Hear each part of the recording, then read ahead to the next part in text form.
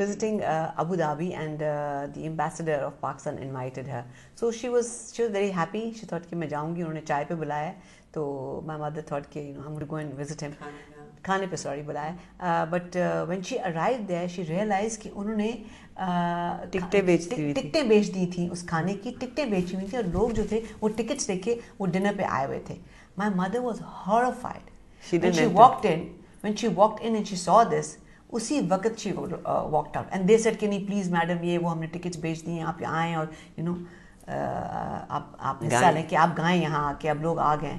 She said nothing doing. She felt so insulted कि बजाय कि मुझे खाने पे बुला के मुझे रिस्पेक्ट देने की उन्होंने आगे से टिकट्स बेच दी थी. She walked out of it. She walked out. मगर यहाँ अखबारों में you can imagine कितना बोले कि मैडम नूरजहान बुक करके तो नहीं आई. यहाँ लिख दिया कि जी मैडम के लिए शो था और मैडम के लिए लोगों ने टिकटें खरीदी और मैडम आई नहीं वहाँ और हंगामा हो गया और पाकिस्तान में अखबारों में छप गया. Which was untrue. People don't know the true story. अम्मी इंडिया छोड़ के पाकिस्तान आ गई और एक दफ़ा ज़िंदगी में वापस वो इंडिया गई और इंदिरा गांधी के यहाँ गई. हिना उनके साथ थी. तो इंदिरा गांधी ने उनको कहा कि आप मुझे एक गाना सुना दें. तो शी रिफ्यूज्ड. शी सेड कि मैं आपके मेहमान हूँ और उन्होंने गाना नहीं सुनाया. और फिर जब राजीव गांधी पाकिस्तान आए बेनज़ीर भुट्टो के ज़माने में तो उन्होंने डिनर था बहुत बड़ा और अम्मी वहाँ मौजूद थी और उन्होंने कहा कि आप मैडम हमें एक गाना सुना दें. तो अम्मी स्टेज पर गई और उन्होंने कहा कि आपकी वालदा मरहूम ने मुझे रिक्वेस्ट की थी गाने की जो मैंने रिफ्यूज़ कर दी थी, पर आज आप हमारे मेहमान हैं तो आज मैं आपको गाना सुनाऊँगी. और वहाँ बग़ैर म्यूजिशंस के she sang 2 songs over there for him. So she knew exactly कि मैंने किस वक्त पे क्या करना है, किसको क्या इज़्ज़त देनी है. She had that sense कि मुझे इस वक्त ये मेरे मेहमान हैं, हमने इनको एंटरटेन करना है. और तो उनको पहले नहीं कहा गया था, उन्होंने कोई तैयारी भी नहीं की थी, म्यूजिशियन भी कोई उनके साथ नहीं था. But she stood up in all that huge crowd and she sang 2 गाने उन्होंने गाए. मुझसे पहली से मोहब्बत और आवाज़ दे कहाँ है. So when she was going to India, वो जब इंडिया पाकिस्तान बना उसके बाद कभी नहीं गई.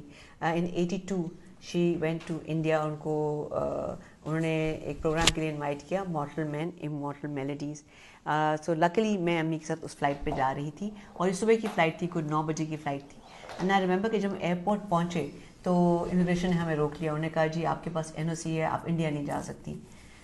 My mother was horrified because after so many years she was going और specially as as a guest. तो अम्मी ने कहा कि जाऊँगी तो मैं आज ही इंडिया, वरना मैं ज़िंदगी में कभी इंडिया नहीं जाऊँगी. She said, I will get my NOC and I will go on this flight. तो ये बातचीत चलती रही और इस्लामाबाद दफ्तर खुलने वाले थे. इतनी देर में जहाज़ जो था मैंने खुद देखा टारमैक से डिटैच हुआ and it was going towards the runway and the plane almost went to the runway. During that time, thank God we were able to connect to somebody in Islamabad and they gave the orders for my mother to go on that flight. They actually brought the aircraft back. We did go to India on that flight.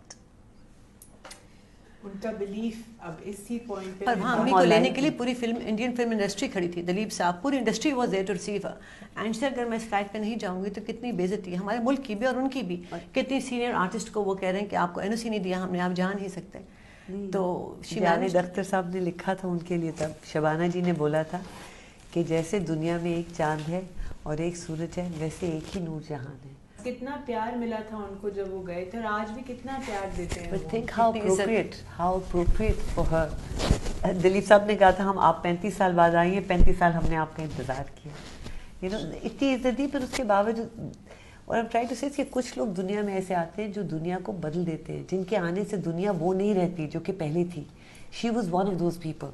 वो यकीनन उन लोगों में से थी जिनके आने से दुनिया किसी तरह से बदल गई, हमारे लिए बेहतर हो गई, हम सब के लिए, नॉट जस्ट द चिल्ड्रन. जो लोग उनका कभी म्यूज़िक सुनते हैं.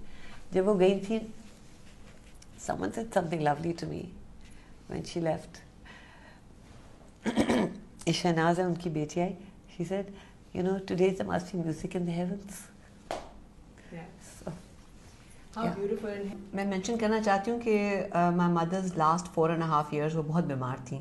तो constantly she was in ICU. या हम लंदन लेके जा रहे थे उनको, कभी अमेरिका लेके जा रहे थे 6 महीने के लिए, कभी वो 3 महीने के लिए गई थी. तो बहुत बीमार थी. लोग कहते थे, लाइक डॉक्टर्स कह रहे थे कि you are in heart failure, कभी कुछ डायग्नोसिस, कभी dialysis and what not. But she had this faith that she is going to become okay and she is going to sing. वो आखिरी दम तक यही सोचती रही कि मैं ठीक हो जाऊंगी और मैं गाऊंगी और मैं बिल्कुल ठीक होंगी.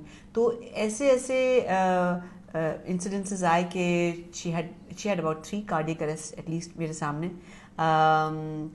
بہت بیمار رہیں, ڈائلسس میں گئیں, مگر انہیں کبھی ہمت نہیں ہاری, ہمیشہ ہر چیز سے وہ نکل آتی تھی. آئی ریمبر امریکہ میں جو ڈاکٹر تھے انہوں نے ہمیں کہا کہ آپ یہ لکھ دیجئے کہ اب جب ان کو کارڈیک اریسٹ ہوگا تو ہم ان کو ریسسیکیٹ نہیں کریں گے, اور پھر ان کو خدا نخواستہ ہم ان کی مشین بند کر دیں گے یا ان کو الیکٹرک شاکس نہیں دیں گے.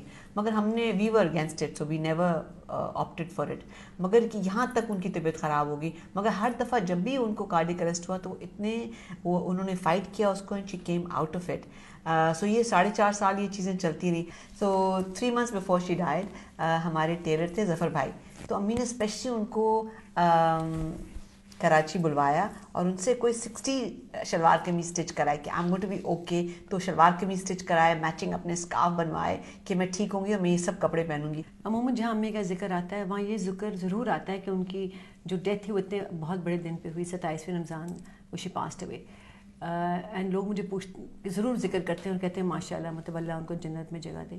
پر ان کا وہ عاشق رسول تھیں, I have to mention this, وہ عاشق رسول تھیں اور اس تعداد میں درود شریف پڑھا کرتی تھیں that just a couple of days ان کی ڈیتھ سے پہلے مجھے ایک دن صبح اٹھی روتے ہوئے اٹھی, اینڈ شی سیڈ دیٹ میں نے رسول اللہ کو خواب میں دیکھا ہے.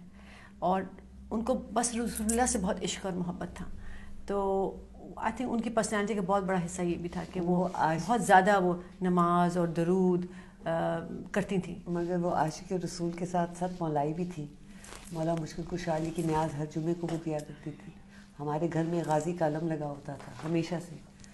ہر 9 محرم کو ہمارے ہاں اوپن ہاؤس مجلس ہوا کرتی تھی. کوئی بھی آپ سوچے میڈم نور جہاں کے گیٹ کھلے, that means any one could walk in. میں تو چھوٹے ہوتے بھی رن اراؤنڈ کپڑوں میں دیکھتے تھے کہ کیا ہو رہا ہے. ہر 9 محرم کو ان کے یہاں مجلس ہوا کرتی تھی زیارت کے ساتھ ساتھ, اور سب سے آگے وہ ہوتی تھی زیارت میں ہر چیز کے اندر. رسول اللہ کے درود شریف تو وہ کثرت سے. بٹ جو بھی ان سے میں نے سیکھا ہے کہ دنیا میں کوئی بھی تکلیف ہے نا تو جائے نماز پہ بیٹھ کے رو کے اس کے حوالے کر دو. Once you hand it over to Allah تعالیٰ, دین انہوں نے اپنے ہر ٹربل کا اس طرح سامنا کیا ہے. وہ روز نماز پڑھ کے جاتی تھی گانے پر. ایک نماز وہ ہمیشہ گھر پہ پڑھ کے جاتی تھی, اور وہ دعا بآواز بلند مانگتی تھی اور روتے ہوئے مانگتی تھی. اینڈ آئی سجسٹ, میں تو پیچھے بیٹھ جاتی تھی سننے کے لیے. درود تاج پڑھتی تھی, وہ تو ہے اتنا رائمنگ, اتنا خوبصورت درود ہے وہ. اس کو اونچا پڑھ کے تو پھر وہ اونچے اونچے روتے ہوئے وہ مانگتی تھی اللہ تعالیٰ سے کہ کسی کا بھی دل پگھل جائے. اتنی خوبصورت دعا وہ مانگتی تھی. یہ بھی گفٹ ہوتی ہے. آئی ڈونٹ تھنک میں نے آج تک زندگی میں کسی کو اس طرح دعا مانگتے دیکھا ہے جیسے میں نے اپنی مدر کو دیکھا ہے. کہ وہ جانماز پہ بیٹھتی تھیں اور جس طرح وہ گڑ گڑا کر دعا مانگتی تھیں میں کبھی نہیں بھول سکتی. اور میں نے آج تک کسی انسان کو آج تک اپنی زندگی میں ایسے دعا مانگتے نہیں دیکھا. بآواز بلند اور رائمنگ جو کہہ رہی ہوتی تھی نا, اس میں میوزک کا ایک سینس ہوتا تھا. Such a strong sense of rhythm and music she had کہ جو الفاظ بھی پروتی تھی وہ. And she had such connection in that moment, the way that she used to pray. کوئی بھی بیٹھا ہو سن رہا ہو اس کا دل پگھل جائے.